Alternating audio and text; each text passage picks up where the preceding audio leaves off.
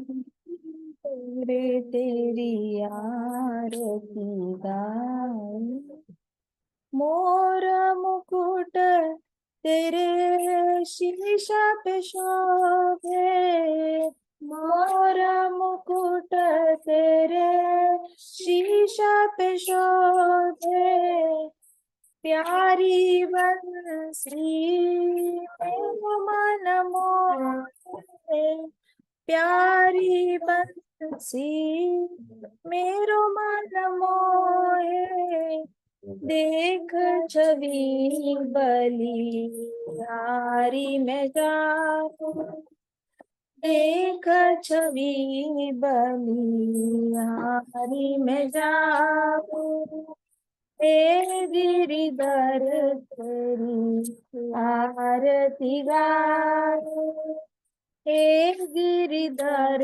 तेरी आरती गाऊं, चरणों से निकली गंगा प्यारी, चरणों से निकली गंगा प्यारी, उसने तारी दुनिया सारी, उसने तारी दुनिया सारी, उन चरणों में शीश नवाऊं, उन चरणों में शीश नवाऊं, हे गिरिधर तेरी आरती गाऊं, हे गिरिधर तेरी आरती गाऊं,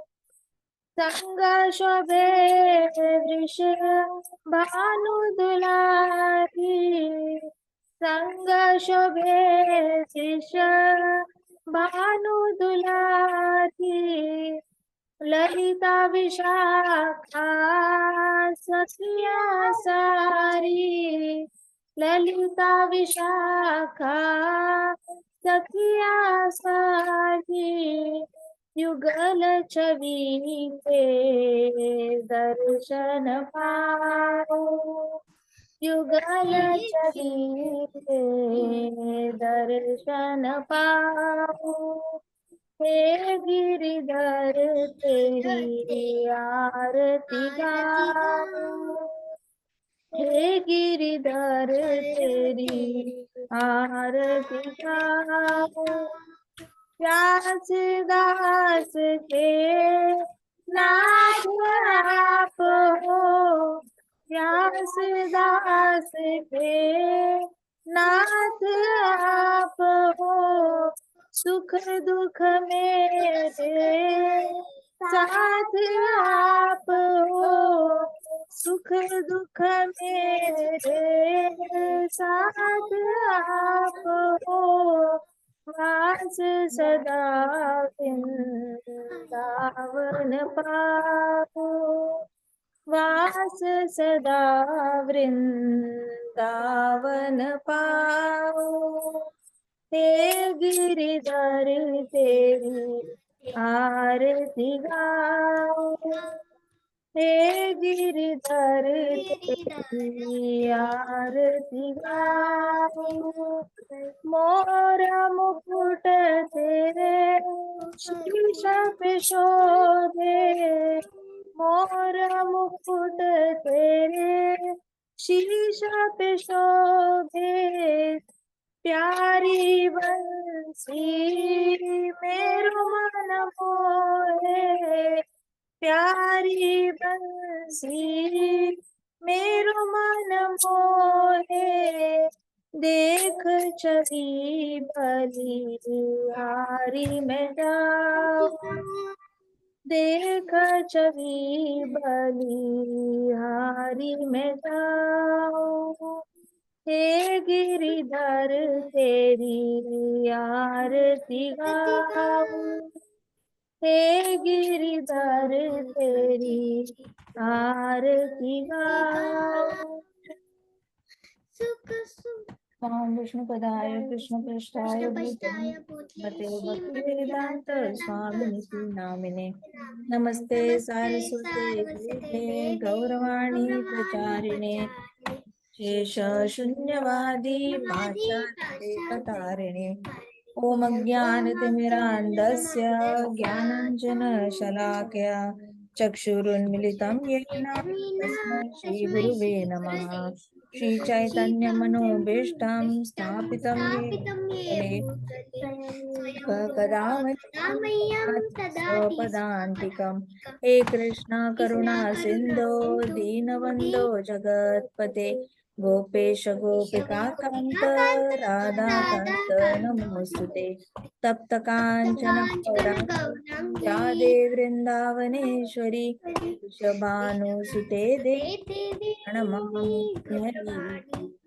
वाञ्छाकल्पतरुभ्यश्च कृपा सिन्धुभ्यश्च पतितानां पावनेभ्यो वैष्णवेभ्यो नमो नमः वैष्णव कृष्ण चैतन्य प्रभो नित्यानंद श्री अद्वैत गदाधर शिवासादि गौरभक्तवृंदा हरे कृष्णा कृष्णा कृष्णा हरे हरे हरे राम राम राम हरे हरे ओम नमो भगवते वासुदेवाय ओम नमो भगवते वासुदेवाय ओम नमो भगवते वासुदेवाय नारायणं नमस्कृत्यं नरं चैव नरोत्तमं देवीं सरस्वतीं व्यासं ततो जयम् उदीरयेत् नष्टप्रायेषु भद्रेषु नित्यं भागवत सेवया भगवती उत्तमश्लोकी नैष्टिकी मुखं करोति वाचालं पङ्गुं लङ्घायते गिरिं यत्कृपातमहं तारणम् हरे कृष्णा कृष्णा कृष्णा हरे हरे हरे राम राम राम हरे हरे हरे कृष्ण माता जी। हरे कृष्णा हरे कृष्ण माता जी। हरे कृष्णा हरे कृष्ण माता जी। हरे कृष्णा। सो हमने देखा था कि भौमासुर भौमासुर का जो बेस्ट फ्रेंड था मूर, जिसको 5 सर थे, उसको कृष्णा ने अपना उसका नाम मुकुटेश्वर था क्योंकि वो जब गुस्सा होता था तब बहुत गर्म हो जाता था और मूर्खों की तरह एक्टिंग करने लग जाता इसलिए वो मूरेश्वर। सही बात है, जैसे किसी को गुस्सा आता है ना, वो मूर्ख की तरह एक्टिंग करने लग जाता है, क्योंकि उसको समझ ही नहीं आता वो कर क्या रहा है। गुस्से में उसको बहुत ज्यादा उसके जो हाव भाव होते हैं, तौर तरीके होते हैं, वो बदल जाते हैं। तो जब कृष्णा ने सब खत्म कर दिया था वहां पे, तो मूरासुर पानी से निकल आया। उसको बहुत ज्यादा गुस्सा आता था, तो उसकी बॉडी बहुत गर्म होती थी, तो वो ठंडी करने के लिए पानी में रहता था। फिर वो पानी से बाहर आया बहुत सारे महीनों बाद, और फिर वो कृष्णा के ऊपर, हाँ, कृष्णा के ऊपर अटैक करने गया। जैसे ही कृष्णा पे अटैक किया उसने करने गया, तो मुंह खुला करके मुंह से आग निकाले जा रहा है। मतलब इतना ज्यादा गुस्सा, मुंह से आग निकल रही है। कृष्णा ने इतने बाण मारे, उसके सारे 5 के 5 मुंह बाणों से भर डाले, और इतना ज्यादा उसका गला पूरी तरह मतलब चोक हो चुका है। इतने बाण उसके मुंह में आ कर रहा है, क्योंकि वो शेर की तरह दहाड़े भर रहा था। तो इतना जोर जोर से रोर करेगा तो कृष्णा के शांत बैठेंगे। कृष्णा ने जुब जुब जुब करके इतने सारे एरोज मारे, उसका मुंह पूरा भर गया। मुंह भर गया तो फिर उसके मुंह से कोई आग नहीं निकल रही, कुछ नहीं निकल रही, अब आवाज नहीं निकल रही थी। फिर उसने क्या किया, फिर हाथ में भाला लेके ना वो भागा कृष्णा के पास। तो कृष्णा ने क्या किया, सुदर्शन चक्र लेकर उसके कट कट कट कट करके 5 सर काट डाले। तो 5 सर अलग अलग दिशा में गिर गए, और नीचे जो शरीर था ना, वो फिर भी दोनों हाथों से ऐसे ऐसे ऐसे करके ना वो लड़ाई के लिए तत्पर था।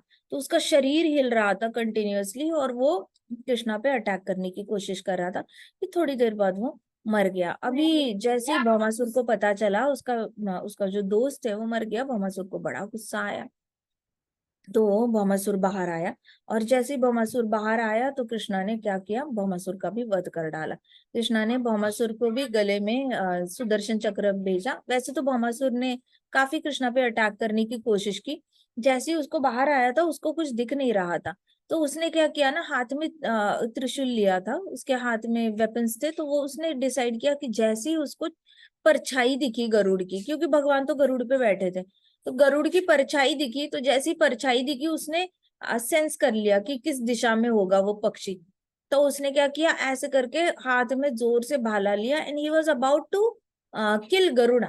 बट हुआ क्या कि कृष्णा जल्दी से झुक करके उसके सामने ही आ गए। तो सामने आ गए तब उसको दिखा कि नारायण भगवान बैठे हैं, हमारे द्वारकाधीश बैठे हैं गरुड़ पे। तो जैसे ही देखा उसने बहुत सारे बाण चलाना शुरू किया, बहुत सारे वेपन्स फेंकना शुरू किया गरुड़ पे, क्योंकि गरुड़ ने ही आधे से ज्यादा आर्मी जो है वो खत्म कर डाली थी।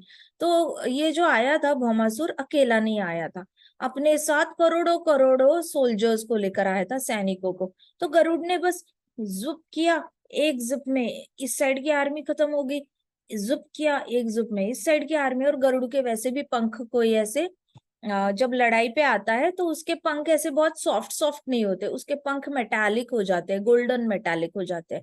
तो इसलिए गरुड़ जब भी ऐसे करता था तो ऐसे लगता था कि करोड़ों करोड़ों ऐसी तलवारें गिर रही है सर पे, और ऊपर से तलवार आएगी तो आपका तो शरीर हमारा तो आधे में कट जाएगा। तो वैसे गरुड़ के पंखों की वजह से सबके शरीर कट रहे थे और वो ऑन द स्पॉट मर रहे थे। तो उसने डिसाइड किया, भौमासुर ने लेफ्ट राइट देखा, सारी उसकी आर्मी खत्म हो चुकी है, करोड़ों करोड़ों लोगों को खत्म कर दिया है उसने। तो भौमासुर ने क्या किया फिर, भौमासुर ने अटैक करना शुरू किया गरुड़ पे, लेकिन गरुड़ का तो पूरा बॉडी मेटालिक हो चुका था। उसने लड़ाई में आके उसको वो वैसा शरीर कर देता है, तो ऐसे सॉफ्ट सॉफ्ट तो होता नहीं। तो जो भी मार रहा है वो टन करके आवाज करके पीछे गिर रहा है, वो वेपन वहीं पे गिर रहा है।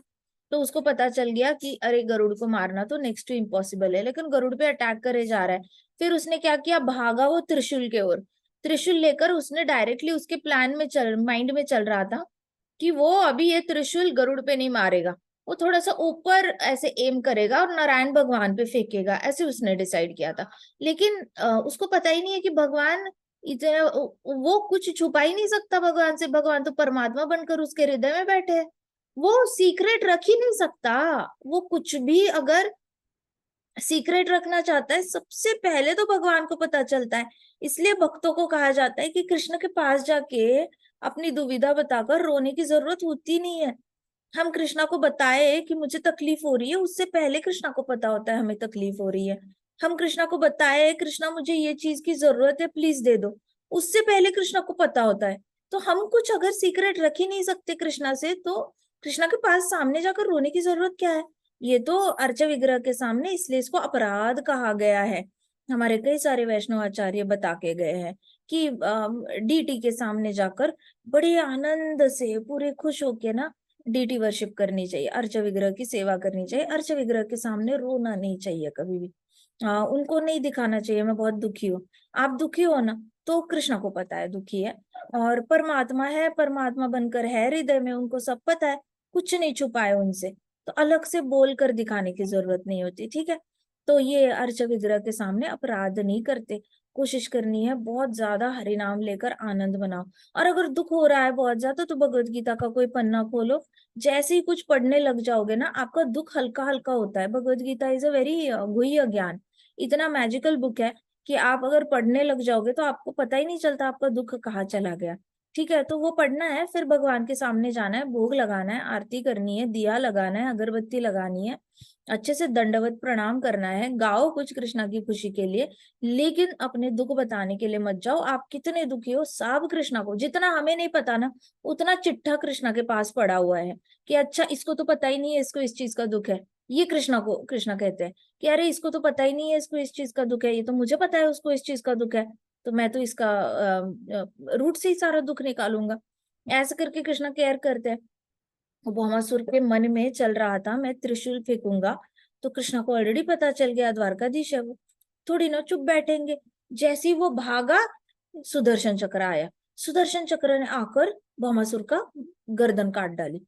भौमासुर की गर्दन काट डाली तो भौमासुर का सर एक साइड और शरीर एक साइड हो गया। अब जैसी ही बात फैली कि अरे भौमासुर भौमासुर का मर गया, भौमासुर मर गया, तो पीछे से उसकी माँ आई। माँ को सबसे बड़ा दुख होता है कि अब उसका बेटा कुछ गलत काम करे तो माँ को सबसे ज्यादा दुख होता है, क्योंकि बच्चे कुछ भी गलत करते हैं ना तो वो माँ के ऊपर ही आता है। सही करते हैं तो पिताजी के बारे में पूछा जाता है, गलत करते हैं तो माँ के बारे में पक्का बोलते हैं। संस्कार देना माँ का मेन ये होता है, जिम्मेदारी होती है। गर्भ में 9 मंथ्स, तो 9 मंथ्स जो होता है बच्चा माँ के गर्भ में होता है, तो सीनियोरिटी माँ की हुई ना बच्चे के ऊपर, तो माँ के ऊपर आता है, इसलिए क्योंकि माँ पेट में कोख में बच्चा आया है तब से संस्कार दे रही है बच्चे को, तो इसलिए माँ के ऊपर ज्यादा जिम्मेदारी आती है। क्योंकि कोख में जो संस्कार होते हैं वो 70% संस्कार होते हैं, गर्भ संस्कार होते हैं, वो 70% संस्कार जो है वो गर्भ में हो चुके होते हैं। ऊपर के 30% जो है वो बाहर आके बच्चे को थोड़ा बहुत देने की कोशिश करती है माँ, और उससे ही बच्चा ठीक ठाक निकला तो ठीक है।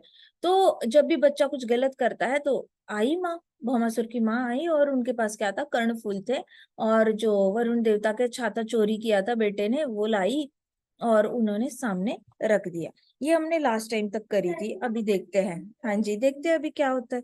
ठीक है, तो भौमासुर अभी मर गया है, और फिर वहां पे आके ना भौमासुर की पत्नियां बहुत क्रंदन करने लग गई, बहुत रो रही थी पत्नियां, इतनी ज्यादा। भक्तों को तो खैर अच्छा लग रहा था, देवताओं को भी अच्छा लग रहा था, लेकिन ओपनली दिखा नहीं सकते ना, पर दुखे सुखी लागे, पर सुखे दुखी लागे। तो ये भौतिक जगत का रूल है, जहाँ पे दूसरे को दुख होता है ना, तो वो देखकर लोगों को सुख होता है कि अरे हाँ, उनके बेटे का अमेरिका का वीजा नहीं लगा। हाँ, ओ बहुत बुरा हुआ। ऐसे करते हैं लोग, उनको अच्छा लगता है किसी का बुरा हो जाए तो। उनका बड़ा सपना होगा लेकिन उनका सपना पूरा नहीं हुआ तो इनको बड़ी खुशी होगी। और अरे, उनका बेटे का अमेरिका का वीजा लग गया, इतनी अच्छी नौकरी लग गई, ऐसे कैसे, ऐसा क्या किया उन्होंने, ऐसे करके पूछेंगे। तो पर सुखे दुखी लागे, दुख लग गया, तो उनका इतना अच्छा कैसे हो रहा है, हमारे बेटे का क्यों नहीं हुआ अच्छा। तो पर सुखे दुखी लागे, पर दुखे सुखी लागे, ये भौतिक जगत का नियम है। इसलिए अपने दुख लेकर ना बाजार में बांटने नहीं चाहिए अपने दुख, इसको बताओ, उसको बताओ, इसको बताओ, उसको बताओ। अपने दुखों को भगवान के सामने रखने से अच्छा भगवान का भक्ति करनी चाहिए। जितना ज्यादा हम शास्त्रों का स्मरणम करेंगे, श्रवणम करेंगे, उतने ज्यादा दुख अपने अपने हल्के हो जाते हैं। कोशिश करनी चाहिए कि बहुत सारे लोगों के सामने अपने दुख को हम मेला नहीं लगाना चाहिए। मेले में जैसे जाते हैं, मेले में बहुत ज्यादा मिलाप होता है लोगों के साथ, और लोगों के साथ मिलाप होता है तो सबके साथ कुछ ना कुछ शेयरिंग होती है। लेकिन दुखों का मेला नहीं लगाना चाहिए। सुख का मेला लगाओ, लेकिन दुख का मेला नहीं लगाना। तो दुख में होता क्या है कि दूसरे लोग तो खुश होके जाते हैं, चेहरे पे दिखाते हैं। तो ये वही हुआ, भौमासुर का वध हुआ है, उसकी पत्नियां रो रही है, उसकी माँ रो रही है, उसके बच्चे रो रहे हैं। देवता लोग ऊपर खुश है, बस दिखा नहीं रहे हैं चेहरे पर। हमेशा तो फूल आते हैं बरसाने के लिए, इस बार वो दिखा नहीं रहे थे। आसपास के ऋषिगण बड़े खुश थे, भक्त लोग भी खुश थे, लेकिन दिखा नहीं रहे थे चेहरे पर। तो ये सच्चाई है भौतिक जगत की, क्या कर सकते हैं, सबको अपनी पड़ी है, अपने रक्षण की पड़ी है। तो इस तरीके से भौमासुर का जब वध हुआ तो उसकी पूरी फैमिली रोने लग गई। तो इससे हमें पता चलना चाहिए असुरों की फैमिली को भी दुख होता है, तो थोड़ा दया होना चाहिए। एक फैमिली में एक गलत इंसान निकले, इसकी शिक्षा पूरी फैमिली को नहीं देनी चाहिए। किसी का परिवार का घर का इंसान को जेल हो गई, किसी परिवार के घर के एक इंसान ने कुछ गलत कर लिया, तो उसकी शिक्षा पूरे परिवार को नहीं देनी चाहिए, लेकिन समाज दे देता है। भक्तों के अंदर ये गुण नहीं होता, भक्त बहुत ज्यादा प्यार से सबके साथ बर्ताव करते हैं, और किसी एक इंसान की वजह से पूरे परिवार को बुरा भला नहीं कहते कभी, लेकिन भौतिक जगत के लोग करते हैं ऐसे। तो कृष्ण द्वारा मारे गए ऐसे असुर को मरते देख सगे संबंधी सारे क्रंदन करने लग गए, और बाकी सारे भक्तगण और देवतागण बड़े आनंदी होकर वहीं पे आश्चर्यचकित होकर देख रहे थे। इस समय मूर्तिमती पृथ्वी देवी, अभी कौन, हमने बोला था ना माता आ गई, माता कौन थी, भौमासुर की, भौमासुर की मम्मा कौन थी, पृथ्वी माता थी, साक्षात पृथ्वी माता। सब कहते हैं कि पृथ्वी माता का बेटा असुर कैसे निकला, ऐसे कैसे हो गया कि पृथ्वी माता डिवोटी है तो उनका बेटा असुर कैसे निकला। और सोचो भौमासुर के फादर कौन थे, कृष्णा थे, स्वयं कृष्ण थे। ठीक है। सो इस समय मूर्तिमती पृथ्वी देवी भगवान श्री कृष्ण के समक्ष आई, और उन्होंने फिर वैजयंती रत्नों की एक माला से कृष्ण का अभिवादन भी किया। पृथ्वी माता वैजयंती माला लेकर आ गई कृष्णा के लिए, और कृष्णा को पहनाया पृथ्वी माता ने। पृथ्वी माता भी कृष्ण की पत्नी ही है। कैसे पत्नी है, जब पृथ्वी माता को हिरण्याक्ष ने डुबोया था, हिरण्याक्ष ने हाथ लगाया पृथ्वी माता को और पानी में जाके हाँ, पानी में जाके डुबोया। अब हिरण्याक्ष ने जब डुबोया तो पृथ्वी माता ने इंटेंसली प्रे किया था कृष्णा के लिए। ब्रह्मा जी ने भी प्रे किया था कि बचाओ, पृथ्वी माता डेंजर में है। तो जब भी स्त्रियों को ऐसे लगता है ना कि हम पे अन्याय हो रहा है, हम पे अपराध, बहुत सारे लोग अन्याय कर रहे हैं, हम जो समाज है वो पुरुष प्रधान होता है ऐसे कहा जाता है। हालांकि कोई पुरुष नाम का कोई एंटिटी है ही नहीं, पुरुष तो सिर्फ कृष्ण भगवान है, बाकी सारी प्रकृति के पार्टी है। तो पुरुषों के अंदर भी बहुत ज्यादा प्रकृति का, पुरुषों के अंदर 80% प्रकृति होती है, औरतों के अंदर 100% प्रकृति होती है। तो पुरुषों के अंदर बस 20% प्रकृति कम पड़ जाती है। ऐसे तो कई सारी औरतें भी हैं जिनके अंदर 20% कम पड़ जाता है, थोड़ा ज्यादा पौरुषत्व होता है उनके पास।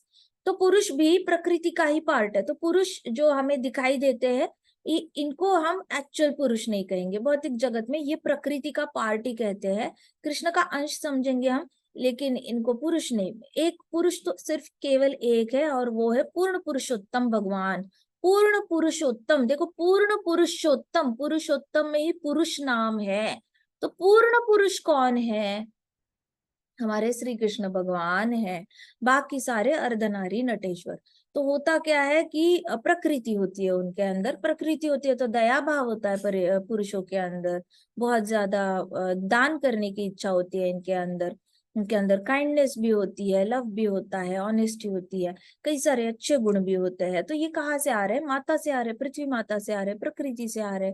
तो जैसे ही पृथ्वी माता को हिरण्याक्ष ने हाथ लगाया तो पृथ्वी माता कांप उठी, बहुत ज्यादा दुख हुआ उसको। और उसने कृष्णा का, जैसे द्रौपदी ने मांगा था ना कृष्णा से वरदान, कृष्णा मदद करो, कृष्णा मदद करो, हाथ ऊपर करके, वैसे पृथ्वी माता को पहले लग नहीं रहा था हिरण्याक्ष ऐसा कोई काम करेगा। हिरण्याक्ष को कोई कारण ही नहीं था आने का, पृथ्वी माता के साथ लड़ाई भी नहीं हुई थी, कुछ नहीं हुआ था। बस हिरण्याक्ष को अपनी शक्ति का इम्प्लीमेंटेशन करना था, उसको बस अपनी शक्ति टेस्ट करनी थी। तो कई सारे लोग पूछते हैं कि अरे उस औरत ने क्या गलत किया था, उस औरत को इतना क्यों पीटा गया, उस औरत के साथ इतना बुरा क्यों हुआ, उस औरत ने क्या किया था, उस पुरुष का तो कुछ भी बिगाड़ा नहीं है, फिर उस पुरुष ने उसके साथ गलत क्यों किया। यही होता है कि किसी ना किसी को अपनी पावर टेस्ट करनी होती है। पावर टेस्ट करने के लिए किसी वीक इंसान को पकड़ा जाता है और उसके ऊपर पावर टेस्ट की जाती है। तो अभी ये जो था हिरण्याक्ष था, उसको कोई मिल नहीं रहा था, क्योंकि सब लोग डरते थे हिरण्याक्ष के साथ लड़ाई करने के लिए। तो उसको बोला कि अरे विष्णु भगवान ही है जो तुम्हारी ये कर सकते हैं, तुम्हारे साथ लड़ाई कर सकते हैं, तुम्हारी इच्छा पूरी कर सकते हैं। तो उनको कैसे ट्रिगर कैसे करना है, उनको गुस्सा कैसे दिलाना है, तो ऐसे दिलाया पृथ्वी माता को हाथ लगा के और लेके गया पानी के अंदर। इतनी हिम्मत उसकी कि भगवान की प्रकृति को ऐसे हाथ लगाए। फिर भगवान को बड़ा प्रे किया तो भगवान वराह बनकर आ गए। वराह बनकर आए और सबसे पहले पानी के अंदर डुबकी लगाई और उनके जो टस्क थे उसके ऊपर ऐसे उठा के पृथ्वी माता को ऊपर आके फ्लोट करा दिया, अच्छे से पानी के ऊपर फ्लोट करा दिया उन्होंने, भगवान ने। तब पृथ्वी माता और वराह भगवान की ना आई टू आई कांटेक्ट हुआ था। ऐसे करके पृथ्वी माता ने देखा था, और वराह भगवान, कृष्णा तो है ही कॉर्नर ऑफ द आई से ऐसे देखते हैं, तो कृष्णा ने भी ऐसे कॉर्नर ऑफ द आई से वराह अवतार में ऐसे देखा था पृथ्वी माता को। और पृथ्वी माता को कृष्णा बड़े पसंद आ गए। उसी मोमेंट पे पृथ्वी माता ने उनको पति रूप में एक्सेप्ट कर लिया था, उन्होंने डिसाइड किया था कि ये मेरे पति है। तो पति रूप में उन्होंने ऑलरेडी, जैसे मीराबाई थी, मीराबाई ने हमेशा कृष्णा को अपना पति माना, वैसे पति रूप में पृथ्वी माता ने एक्सेप्ट कर लिया था। अब वो लड़ाई होने के बाद वापस कृष्ण भगवान ने पृथ्वी माता को उठाया और फिर ग्लोब को ऐसे ऊपर पानी के ऊपर तराया था, फिर ऊपर उन्होंने हवा में उनको फ्लोट कराया। तब कृष्ण भगवान से और पृथ्वी माता का फिर से आई कांटेक्ट हुआ था। कृष्णा ने एक ग्लांस से पृथ्वी माता की इच्छा समझ ली थी और पृथ्वी माता को बच्चा गिफ्ट में दिया था। और वो कौन जन्मा था, कौन था वो भौमासुर था। भौमासुर जन्म से तो बहुत अच्छा था, भौमासुर में ऐसी कोई प्रॉब्लम है नहीं देखा जाए तो, लेकिन भौमासुर की जो संगत थी वो बहुत गलत थी। वो बाहर आया और नॉर्थ ईस्ट साइड पे वो पल रहा था, जहाँ पे, कौन सा था उसका नाम, क्या था उसके राज्य का, हमने पढ़ा था कल, तो पढ़ा था हमने,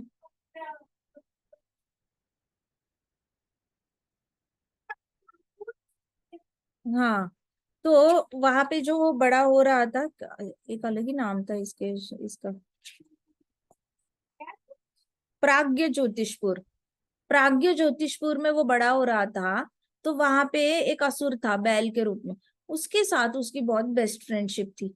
तो गलत संगत में पड़ के भौमासुर असुरी बन गया था। वैसे तो जन्म से ऐसा था नहीं वो, लेकिन वो गलत संगत में पड़ के असुर असुर बन गया वो। तो ये कथा जो है हमें बताती है कि अच्छे अच्छे घर में जन्मने वाले लड़के जो होते हैं या बेटियां होती है, वो अगर अपनी संगत गलत रखे तो उनके अंदर भी असुरी शक्तियां आने के 120% चांसेस है। आप संगत को कभी हल्के में मत लेना। जिसके साथ उठते बैठते हो ना, उसका संगत की रंगत चढ़ेगी ही चढ़ेगी। जिसके साथ उठ बैठ रहे हो ना, उसकी रंगत आपके ऊपर चढ़ेगी। साइंटिफिकली भी अभी प्रूव हो चुका है कि आप किसके साथ उठते बैठते हो, किससे बातें करते हो, किसकी बातें सुनते हो, उसका दिमाग और आपका दिमाग एक जैसा हो जाता है। धीरे धीरे ऐसे हो जाता है जैसे आप आईने के देख रहे हो। आईने में देखकर आपको अपना चेहरा दिखता है, लेकिन जितने लोगों के साथ आप उठते बैठते हो, उनका दिमाग और आपका दिमाग एक जैसा धीरे धीरे होने लग जाता है। इसलिए देखो, पति पत्नी जब शादी होती है पहले 2 साल में बड़ी लड़ाई करेंगे, 4 साल तक लड़ाई करेंगे, 5 साल तक लड़ाई करेंगे, 6 साल तक लड़ाई, तब एक दूसरे के खिलाफ लड़ते हैं। ठीक है, शुरुआत के 10 साल एक दूसरे के खिलाफ लड़ते हैं पति पत्नी। बाद में वो दोनों एक जैसे हो जाते हैं। एक बार उनकी शादी 10-12 साल पुरानी हो जाए, धीरे धीरे 25 साल पुरानी शादी वाले लोग पति पत्नी को देखो एक दूसरे के लिए लड़ाई करते हैं। बच्चों को बोलेंगे, पिताजी को कुछ मत बोलना, माता को कुछ मत बोलना, तुमने माता को पानी क्यों नहीं दिया, तुमने पिताजी को दवाई क्यों नहीं दी, तुम उसके साथ हॉस्पिटल क्यों नहीं चले गए, मैंने तुम्हें बोला था उनका ख्याल रखना। एक दूसरे के लिए लड़ाई करने लग जाते हैं, एक जैसे हो जाते हैं, बिल्कुल भाई बहन जैसे। उनका बोलने का तरीका एक हो जाएगा, दिखने में भी थोड़े सिमिलर हो जाते हैं। The way they talk, the way they walk, सब कुछ एक जैसा होने लगता है। जिसके साथ आप उठते बैठते हो, आपकी वाणी वैसे हो जाती है, सोच वैसे हो जाती है, डिट्टो एक दूसरे का आईना बन जाते हो आप। इसलिए संगत को कभी हल्के में मत लेना। खासकर आप बच्चे हो, मैं बताऊंगी आपको कि बहुत चुन के दोस्त बनाना। चाहे पूरे स्कूल टाइम पे आपके पास एक ही जिगरी दोस्त बने, काफी है, क्वांटिटी की जरूरत ही नहीं है। सबके साथ रिश्ता अच्छा रखना, किसी के साथ रिश्ता बुरा नहीं करना, सबके साथ हाय हेलो कॉर्डियल रिलेशनशिप रखनी चाहिए। क्योंकि devotee is friend to all. Friend होना, बेस्ट फ्रेंड सिलेक्ट करते वक्त बहुत चुन चुन के एक एक दो दो रखना, बहुत ज्यादा क्वांटिटी में हमें जरूरत है नहीं। ठीक है, क्वांटिटी में जरूरत नहीं है हमें, थोड़े थोड़े मिल जाए तो भी काफी है। पूरी जीवन जीवन काल में हमारे पास 2-3 होंगे ना तो भी बहुत है, बहुत है। 2-3 होना भी बहुत ज्यादा है। करीबी उतनी भी ना हो, सिर्फ एक हो तो भी ठीक है। और वो एक भी ना मिले, मान के चलो आपकी भक्ति ऐसी स्तर पे जा पहुंची है कि इतना करीबी दोस्त कोई मिल नहीं रहा है, कोई बात नहीं, कृष्णा है, कृष्णा है, प्रभुपाद है, हमें क्या चाहिए और। हमारे पास प्रभुपाद हर रोज मिलेंगे, भागवतम के पन्नों में सब मिल जाएगा। लेकिन क्वांटिटी क्वांटिटी क्वांटिटी करते करते ना, संगत की रंगत अपने ऊपर नहीं चढ़ा लेना कभी। थोड़ा थोड़ा थोड़ा 10 फीट 10 फीट 5 फीट डिस्टेंस पे रखना, जहां पे आपको लगता है कि हाँ ये थोड़ा सा असुरी क्वालिटी है इसमें। भौमासुर ऐसा नहीं था। देखो, माता पृथ्वी माता, पिताजी द्वारकाधीश, कृष्णा साक्षात, इन दोनों का बेटा कितना महान होना चाहिए, लेकिन क्या उसने अपनी हालत कर दी गलत दोस्ती करके। तो भौमासुर का जैसे आया तो पृथ्वी माता, वो चला गया तो पृथ्वी माता हार लेकर आई अपने पति के गले में वैजयंती माता डालने के लिए। साक्षात उसके पति आए थे, तो उन्होंने रत्न और स्वर्ण से सुसज्जित अदिति के प्रकाशमान कर्णफूल भी वापस लौटा दिए थे, जिन्हें भौमासुर ने चुराया था। उन्होंने इंद्र का विशेष छत्र, अन्य बहुमूल्य रत्न भी कृष्ण को लौटा दिए। तो भौमासुर ने चोरियां तो बड़ी सारी की थी, उसके पास ट्रंक भरे पड़े थे सारे बहुमूल्य रत्नों से। ये होता है लालच, ग्रीड होता है ना, वो आपसे चोरी कराता है, दूसरे के हाथों से छीनवाता है चीजें। किसी के हाथ में आपको कुछ अच्छा दिख गया तो उसके हाथ से छीन लेना, लालच होती है। लालच बुरी बला। आज मैं भगवत गीता में पढ़ रही थी, कौन सा श्लोक था, 16 पॉइंट कुछ तो था, 16.31 था। उसमें लिखा था कि आपके पास ग्रीड हो, एंगर हो और लस्ट हो, ये 3 द्वार है हमारे नरक जाने के, गारंटीड है। हमारे अंदर अगर बहुत ज्यादा क्वांटिटी में लस्ट होगी कि मुझे मर्सिडीज चाहिए ही चाहिए, चाहिए ही चाहिए, नहीं मिलेगी तो मैं जान ही दे दूंगा, मुझे अमेरिका जाना ही जाना है, नहीं जा पाया तो मैं जान दे दूंगा, ऐसी वाली लस्ट होती है जो कहती है कि मुझे ये चीज नहीं मिली तो मैं मर ही जाऊंगा। हालांकि ऐसी कोई चीज है नहीं भौतिक जगत में जिसके बिना आप मर सकते हो, लेकिन फिर भी लोगों की जिद होती है। तो लस्ट हो गया, एक ग्रीड हो गई, लालच लालच लालच, और एक एंगर हो गया, गुस्सा हो गया। ये 3 द्वार है नर्क के। नर्क में एंट्री करते हैं ना ये लोग तो पक्का नर्क की वो द्वार खुर कर अंदर जाते ही जाते हैं। तो यहाँ पे जो था, हाँ ये भौमासुर था, उसके अंदर ग्रीड बहुत थी, लालच बहुत थी, तो वो चोरी करता था। इसके पश्चात पृथ्वी देवी संपूर्ण जगत के स्वामी भगवान श्री कृष्ण की स्तुति करने लगी। पृथ्वी माता ने हाथ जोड़े, भगवान के सामने हाथ जोड़कर घुटने पे बैठ गई। उन्होंने भगवान के चरण कमलों को देखा, भगवान के चेहरे को नहीं देखा उन्होंने। पृथ्वी माता पत्नी है, लेकिन फिर भी उन्होंने अपनी नजर जो थी कृष्ण भगवान के चरण कमलों पे ही लगा के रखी थी। तो ये शुद्ध भक्त के शुद्ध भक्त की साइन है। शुद्ध भक्त कभी भी डायरेक्टली कृष्णा के चेहरे को नहीं देखता। शुद्ध भक्त जो होता है वो हमेशा अपनी जगह उसको पता होती है, अपनी जगह पता होती है, मतलब हमेशा कृष्ण के चरण कमलों में ही देखता है। जब तक तो कृष्ण भगवान ऐसे करके आपका सर ऊपर ना करे जैसे कुब्जा का किया था, तब तक शुद्ध भक्त जो है अपनी नजर जो है कृष्णा के चरण कमलों से नहीं हटाता। क्योंकि उसको बहुत पहले से ही पता चल गया होता है कि उसकी जिंदगी का जो भला होना है ना, वो चरण कमलों पर ही होना है। कृष्ण भगवान से अगर आसक्ति करनी है तो वो चरण कमलों से ही शुरुआत होती है, चेहरे से नहीं शुरुआत होती। अर्जुन भी चरण कमलों के पास बैठा था और सर के पास दुर्योधन बैठा था। तो भक्ति जिसकी कम पड़ जाती है उसको पता नहीं होता कि चरण कमलों में कितनी ज्यादा शक्ति है। तो पृथ्वी माता ने अपनी नजर नहीं हटाई, कृष्ण भगवान के चरण कमलों पे नजर गड़ाकर फिर हाथ जोड़ के घुटने पे आई। फिर ऐसे वज्रासन में बैठते वैसे बैठी और चरण कमलों को देखने लग गई, और उनके आंखों से तो आंसू गिरने लग गए। फिर उन पृथ्वी माता के पास खुद का तो कुछ था नहीं ऑफर करने के लिए, क्योंकि पूरी पृथ्वी क्या देंगी पृथ्वी माता, पूरी पृथ्वी माता ही तो कृष्ण भगवान की है, वो क्या देंगी। तो अच्छा ये कैमरा ऑफ हो गया, ओके। सो पृथ्वी माता कुछ दे तो सकती नहीं है, तो उन्होंने क्या किया फिर कि आंखों से अश्रु निकले पृथ्वी माता के। जैसे ही आंखों से अश्रु निकले तो पृथ्वी माता ने फिर ऑफर किया, भगवान को देने के लिए कुछ था नहीं, तो पृथ्वी माता ने भगवान को क्या ऑफर किया, अपने टीयर्स। टीयर्स, तो पत्रम पुष्पम फलम तोयम बोला गया है। हाँ जी, आश्रु, आश्रु ऑफर किए। क्योंकि पृथ्वी माता earth water fire air ether में से कुछ ऑफर नहीं कर सकती, कुछ भी खुद का नहीं है। क्या होते हैं अपने आंसू, तो होते हैं अपने शरीर से आते हैं, अपनी भावनाओं से आते हैं।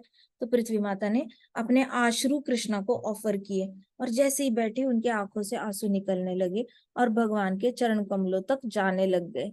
फिर उन्होंने देखा, भगवान ने भी देखा कि पृथ्वी माता बहुत ज्यादा अश्रु बह रहे थे। तो भगवान ने उनके कंधे से ऐसे पकड़ा और पृथ्वी माता को खड़े किया, और फिर भगवान ने स्माइल दी पृथ्वी माता को। फिर पृथ्वी माता ने भगवान की स्तुति में गायन शुरू किया, गाने लग गई पृथ्वी माता। उन्होंने भगवान श्री कृष्ण के चरणों में प्रणाम करने के बाद भक्ति भाव से उन्होंने गाना शुरू किया। कहती, हे श्री कृष्ण, आप शंख चक्र गदा से विभूषित सभी के हृदयों में स्थित परमात्मा है। उन्होंने कहा कि परमात्मा का रूप देखो। रूप क्या होता है, किसी किसी को लगता है परमात्मा बस एक लाइट है, छोटी सी लाइट है ना। कुछ धर्म कहते हैं परमात्मा दिखते कैसे है, कहते हैं जे जी वो दिए की जो बाती होती है ना, दिए की जो ऊपर फ्लेम होती है वैसे दिखते हैं परमात्मा। किसी को पूछेंगे परमात्मा दिखते कैसे है, एक तो है मायावती, वो तो कहते हैं कि आप जिस रूप में देखोगे वैसे परमात्मा दिख जाते हैं। आप किसी भी रूप को लाओ अपने मन में, फ्लावर को लाओगे परमात्मा फ्लावर की तरह दिखेंगे। आप फ्रूट को लाओ मन में, फ्रूट की तरह दिखेंगे। आप 33 कोटि देवताओं को मन में लाओ, परमात्मा वैसे दिख जाएंगे। ऐसे करके कुछ भी बोलते हैं ये लोग, सीरियसली मतलब। तो परमात्मा का रूप पृथ्वी माता बोल रही है, कह रही है कि हे श्री कृष्ण, आप शंख चक्र गदा पद्म से विभूषित सभी के हृदय में स्थापित हो। हृदय में हमारे जो होता है क्षुरदाक्षाय विष्णु होते हैं, विष्णु के हाथ में हमेशा शंख चक्र गदा पद्म होता है। किसी को भी कभी भी आज तक अगर कृष्ण भगवान के सच में दर्शन हुए, परमात्मा के अगर दर्शन हुए हैं तो उनको हमेशा ऐसे ही दिखेंगे भगवान। शंख चक्र गदा और पद्म, 4 handed form in bluish colour, yellow dhoti, गले में वैजयंती माला, अंगूठे के साइज के परमात्मा होते हैं। आपका जो अंगूठा है उस साइज के परमात्मा हमारे हृदय में होते हैं। गोल्डन कलर में उनके से येलोइश लाइट निकल रही होती है, जैसे अग्नि की लाइट होती है ऑरेंजिश येलोइश, वैसी लाइट निकल रही होती है भगवान के बॉडी से, और वैसे परमात्मा हमारे हृदय में देखते हैं। और प्रभुपाद भागवतम में आगे जाके 10th कैंटो में ये भी बताते हैं कि आपको कृष्ण भगवान को हृदय में लाना होगा तो हृदय से आपको काम क्रोध मोह लोभ मत्सर माया ये सब निकालना पड़ेगा। निकाल के हृदय में एक हीरे का सिंहासन बनाना पड़ेगा। हीरे के सिंहासन पे आपको भगवान को बिठाना पड़ेगा। पूरा हृदय कृष्ण के नाम करना होगा। फ्रॉम दैट वी अंडरस्टैंड कि प्रभुपाद अपने हृदय में परमात्मा को कैसे देखते थे। ही यूज टू मेक भगवान सिट। वैसे तो परमात्मा बाय डिफॉल्ट ही खड़े रहते हैं और उनके चारों हाथ ऐसे ऐसे कर रहे होते हैं, ऐसे ऐसे चारों हाथ ऐसे ऐसे ऐसे, आ जाओ मेरे पास, आ जाओ आ जाओ मेरे पास आ जाओ। कंटिन्यूअसली ऐसे ऐसे ऐसे हाथ चल रहे होते हैं हृदय के परमात्मा के। और जब ऐसे ऐसे हाथ चल रहे होते हैं, वो बोल रहे होते हैं आ जाओ आ जाओ, तभी चोर को लगता है मैं जो कुछ गलत कर रहा हूँ, मुझे ऐसे लग रहा है मैं कुछ गलत कर रहा हूँ। लेकिन नहीं नहीं, माँ के लिए हॉस्पिटल के लिए पैसे चाहिए, कर लेता हूँ ये लास्ट चोरी। अरे अरे बच्चे की फी भरनी है, ये लास्ट चोरी कर लेता हूँ। ओहो उसका कर्जा लौटाना है, ये लास्ट चोरी कर लेता हूँ। ऐसे करके लास्ट चोरी करते करते चोर बड़ी सारी चोरियां कर लेता है, उसको पता भी नहीं चलता। लेकिन उसके जो पहले वाली आवाज होती है ना उसके मन में कि नहीं करनी चाहिए, लेकिन क्या करूं जरूरत है, नहीं करनी चाहिए, ये पहली वाली जो आवाज होती है ना, वो परमात्मा मेरे पास आ जा, मैं सब कुछ दे दूंगा, मेरे पास आ जा। कोई किसी का खून कर रहा होता है, चाहे किसी को मार रहा होता है, कोई झूठ बोल रहा होता है, कोई झूठ बोलने वाला होता है, उससे पहले भी उसको अंदर से एक आवाज तो पक्का आती है, नहीं करना चाहिए। कभी कभी कोई इंसान गलत जगह पर जाने वाला होता है, जाने से पहले उसके घर से बाहर पांव निकलते वक्त उसको लगता है कि जाने का मन तो नहीं कर रहा, नहीं जाना चाहिए, लेकिन क्या करे। ऐसे करके कोई एक रीजन आ जाता है उसके बाद। तो उससे पहले की जो आवाज होती है ना वो परमात्मा की। तो जिन जिन लोगों ने ये सबसे पहली वाली आवाज को इग्नोर किया है ना, ये लोग बड़े पछताए हैं जीवन में। पहले पक्का उनको बताते हैं परमात्मा अंदर से कि ये मत कर, और उस आवाज को ओवरराइड करने का काम करते हैं लोग। कुछ नहीं दिखी जाएगी, कुछ नहीं होता दिखी जाएगी, अंदर की आवाज को इग्नोर करके आगे बढ़ते हैं। अब वो अंदर से आवाज देने वाले कौन होते हैं? परमात्मा। और कंटिन्यूअसली बोल रहे होते हैं मेरे पास आ जाओ, मेरे पास आ जाओ, मैं सब कुछ दे दूंगा, तुम्हें जो चाहिए मैं दे दूंगा, मेरे पास आ जाओ। तो ये परमात्मा का रूप होता है। तो पृथ्वी माता ने कहा कि शंख चक्र गदा पद्म, हे प्रभु शंख चक्र गदा पद्म से विभूषित जो है वो रूप आप सबके हृदय में परमात्मा बनकर रहते हो। आप सभी देवताओं के ईश्वर है। कृपया मेरी विनम्र प्रणाम स्वीकार करें। आप आशीर्वाद हेतु दिव्य रूपों में पृथ्वी पर अवतरीण होते हैं। आशीर्वाद हेतु श्री कृष्ण आप ब्लेसिंग्स देने के लिए अलग अलग रूप में प्रकट होते हैं। लोगों को क्या लगता है ना कि कृष्णा अलग अलग रूप में इसलिए प्रकट होते हैं क्योंकि कृष्णा को और कोई काम ही नहीं है। ऐसा नहीं होता। कृष्णा आशीर्वाद देने के लिए अलग तरीके से आशीर्वाद देने के लिए आते हैं। उनकी लीलाओं में जो भी पार्टिसिपेट करेगा उसको आशीर्वाद मिलेगा, क्यों नहीं मिलेगा। और वो लीलाएं फिर करोड़ों करोड़ों साल तक लोग बोलेंगे सुनेंगे, बोलेंगे सुनेंगे। ये आशीर्वाद नहीं है तो क्या है? आज हम ये लीला कर रहे हैं, करोड़ों करोड़ों लोग बाहर वैसे ही बैठे हैं, बाहर जा चुके होंगे, होटल जा चुके होंगे, अपना अपना एंजॉय कर रहे होंगे, उनको कहाँ मिल रही है कथा? हमें आशीर्वाद मिल रहा है। करोड़ों करोड़ों साल तक एक लीला, कृष्णा की एक लीला, वो अनंत काल तक अनंत बार बोली जाती है। अनंत भक्त उसकी लीला बोल रहे होते हैं। ऐसा नहीं कोई एक ही भक्त लीला कर रहा है, अनंत ब्रह्मांड है, अनंत ब्रह्मांड में अनंत भक्त है, अनंत भक्त अनंत बार ये लीला कर रहे हैं। तो एक लीला कृष्णा ने करनी है, वो मल्टीप्लाई होके इतनी बार रिपीट होती रहती है। तो ये आशीर्वाद देने के लिए आते हैं कृष्णा। ऐसा नहीं होता वही के वही रफा दफा किया, चल पड़े, दूसरे दिन न्यूज़पेपर में आया, तीसरे दिन किसी को पता ही नहीं हुआ क्या। ऐसा नहीं होता। कृष्णा की जो लीलाएं होती है वो बहुत लंबी चलती है। तो कहते कि आप आशीर्वाद के लिए अवतरण होते हैं, आप वसुदेव के पुत्र रूप में विशेषकर भौमासुर जैसे असुर का वध करने और अपने भक्तों की रक्षा करने हेतु यहाँ पधारे हैं। कहती कि आप तो भौमासुर जैसे असुरों का वध करने के लिए आप यहाँ पधारे हैं। आप यदि भगवान है और आप सभी कारणों के कारण है। पृथ्वी माता ने कहा कि आप भगवान हो और आप सभी कारणों के कारण हो, मतलब आप कोई भी ले लो। मैं आपको बताती हूँ, ये ट्राई करना, मैंने खुद ट्राई किया है। मुझे याद है, मैं तो इंजीनियरिंग के, मैं शायद थर्ड ईयर लास्ट ईयर में थी, और तब मैंने ये श्लोक सुना था कि सर्व कारण कारणम। तो मैंने सोचा टेस्ट करके देखते हैं, आज जो भी होगा आज के दिन में मैं चेक करूंगी उसका कारण कृष्णा कैसे है। और मैंने नोटबुक में लिखते रहना कि आज ये हुआ, इसके कारण कृष्णा कैसे है, अच्छा ऐसे है, अच्छा वो जो हुआ उससे पहले उसके कारण कृष्णा कैसे है, अच्छा उससे पहले ये हुआ इसलिए उसके कारण कृष्णा कैसे है। ऐसे करके बार बार मैंने अपने आप को ये सवाल पूछा था, और हर बारी कृष्णा कारण बने, हर बारी कृष्णा कारण बने। आपके पास फ्री टाइम होगा तो सर्व कारण कारणम ये टेस्ट करके देखना। सिर्फ ब्रह्मा जी नहीं बोल रहे, सिर्फ पृथ्वी माता नहीं बोल रही, भागवतम में आपको दिखेगा मोर देन 32 टाइम्स कृष्णा के लिए अलग अलग भक्तों ने बोला है, कृष्णा आप सर्व कारण कारणम हो, कृष्णा आप सारे कारणों का कारण हो। देखो कारणोदाक्षय विष्णु है वो तो, कारणोदाक्षय विष्णु सारे कारणों का कारण नहीं होंगे तो कौन होगा फिर। तो भगवान पृथ्वी माता ने कहा आप सभी कारणों के कारण हो। प्रिय भगवान, भौमासुर मेरा पुत्र था और भगदत्त उसका सबसे छोटा पुत्र है। तो पृथ्वी माता ने कहा भौमासुर तो मेरा पुत्र था, और अपने साथ एक छोटा बेटा लाई थी, जो भौमासुर का सबसे छोटा बेटा था। वो बहुत छोटा था, 5 साल के करीब था, 4 और 5 साल के बीच में उसकी एज थी, छोटा सा था। और वो वहां पे आके अपने पिता को उसने देखा कि सर कटा हुआ फादर उसके सामने गिरे हैं। सोचो एक बच्चे पे कितना असर होगा।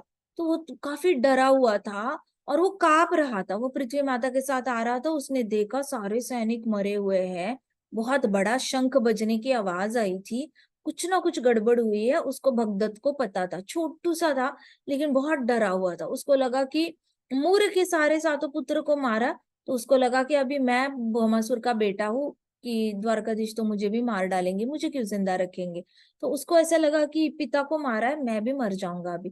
तो पृथ्वी माता के साथ आते वक्त, पृथ्वी माता तो उसकी दादी लगती है, तो दादी का हाथ पकड़ के आ रहा था, तो वो डर डर के पृथ्वी माता के पीछे छुप छुपते आ रहा है।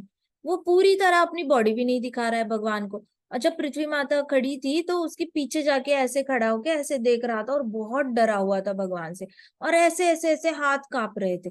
ये भगवान के पास सुदर्शन चक्र था, वो देख लिया था उसने।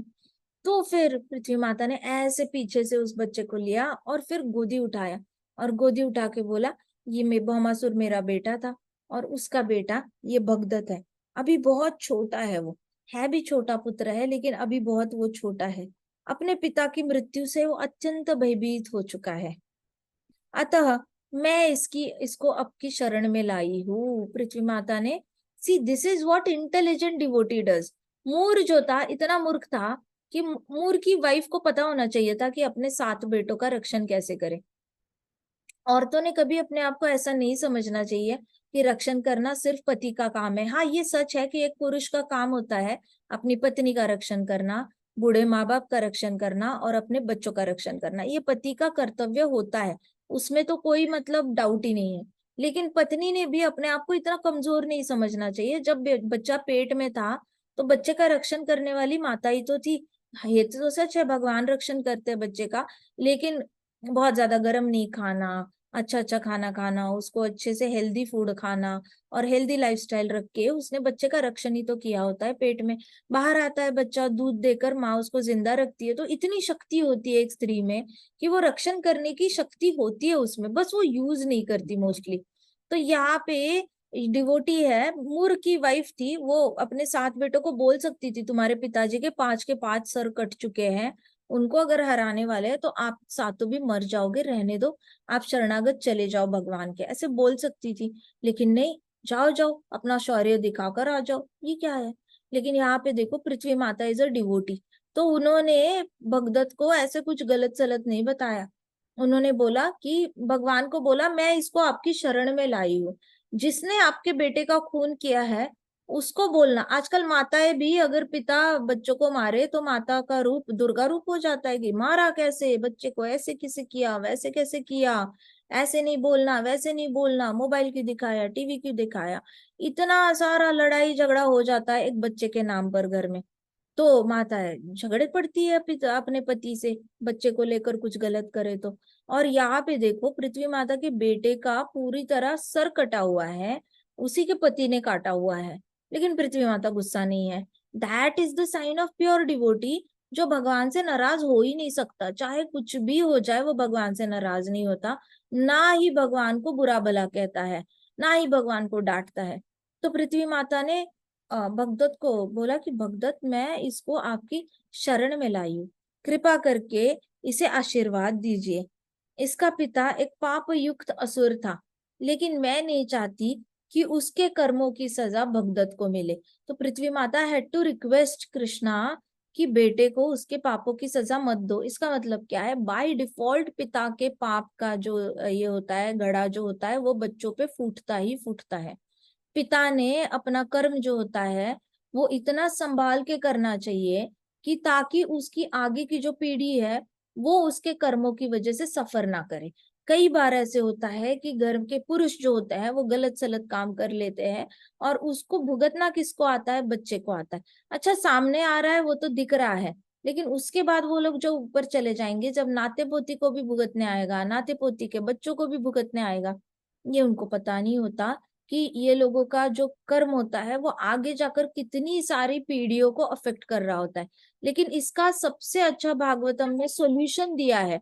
सॉल्यूशन है कि चाहे एग्जिस्टिंग जनरेशन कुछ भी करे, पिता की जनरेशन ने कुछ भी किया होगा, उस कर्मों से अगर हमें कटना है, उस कर्मों से हमें कटना है, तो कृष्ण की शरण लेनी पड़ेगी। जो कृष्ण की शरण ले लेता है, अब उसके पिताजी ने कितना भी घिनौना कृत्य किया हो, पिता के पिता ने कुछ गलती से गलतियां की हो, पिता के पिता ने और भी बिल्कुल ही बिना इंटेंशन के उनसे कुछ गलतियां हुई हो, उस पापों की सजा तो आपको नहीं आएगी। तो हम हरि नाम लेकर सिर्फ अपने प्रारब्ध से अपना छुटकारा नहीं करते, लेकिन अपने पूर्वजों के प्रारब्ध से भी हमारा छुटकारा हो जाता है। This is the best way to get rid of the impious deeds that somebody else has done and we are suffering unnecessarily।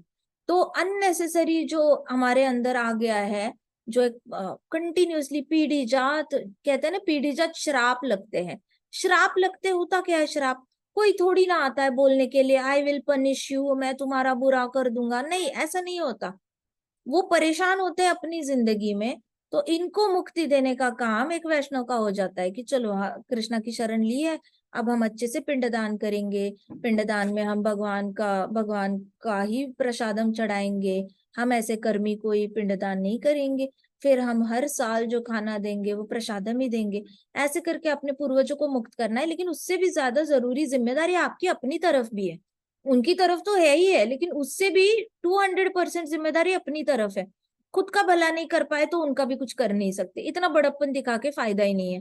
खुद की प्योरिटी 50% होगी तो उन तक ट्रांसफर होते होते जो पवित्रता है वो 20% हो जाएगी। इससे अच्छा अपने अंदर 200% लाने की कोशिश करनी है।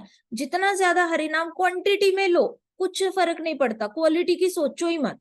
काफी सारे लोग बोलेंगे अरे भागवतम में लिखा है एक ही हरि नाम लो, मृत्यु के वक्त और वैकुंठ प्राप्त होता है, तो पूरी जिंदगी लेने की क्या जरूरत है। क्वालिटी को जज करना हमारा काम है ही नहीं। फर्स्ट ऑफ ऑल हमारा तो ये जॉब है ही नहीं जज करना कि मैं पवित्र नाम ले रहा हूं या नहीं ले रहा हूं। This is not our job, it is not our responsibility to decide. हम जज नहीं है, हम कृष्णा नहीं है। कृष्ण भगवान खुद डिसाइड करेंगे हमारे मुख से निकला हुआ नाम सच में पवित्र है या नहीं। अब जो टीचर का काम है वो टीचर ही करेगा ना, हम थोड़ी ना अपना रिपोर्ट कार्ड लिखेंगे। भगवान को करने दो अपना काम। हमारा काम है क्वांटिटी में हरि नाम लेते रहना, क्वांटिटी बढ़ानी है।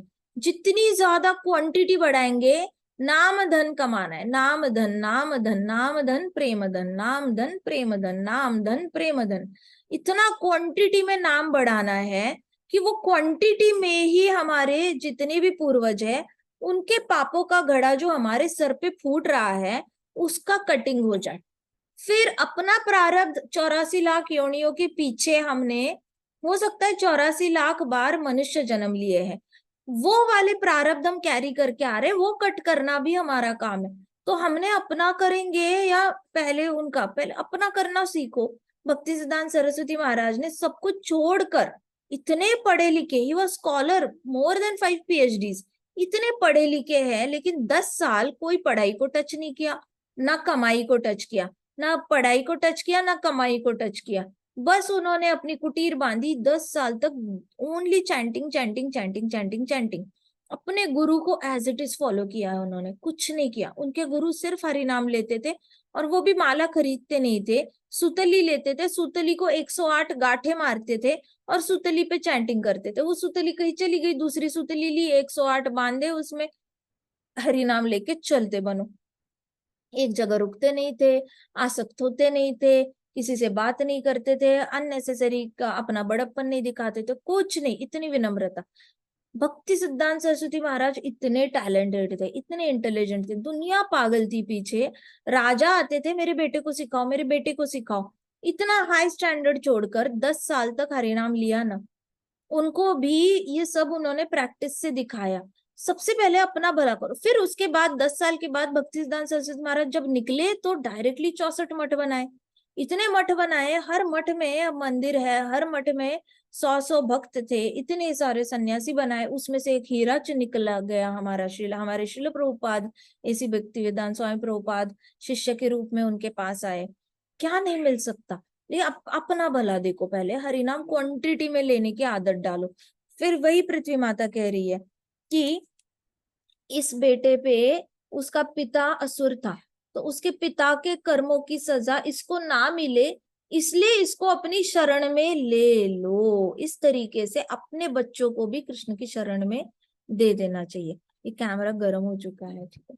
ग्रंथराज श्रीमद् भागवतम की जय, श्रील प्रभुपाद की जय, श्री श्री राधा श्याम सुंदर की जय, श्री श्री कृष्ण बलराम की जय, वृंदावन धाम की जय, छोटे छोटे भक्तों की जय, समस्त भक्त वृंद की जय।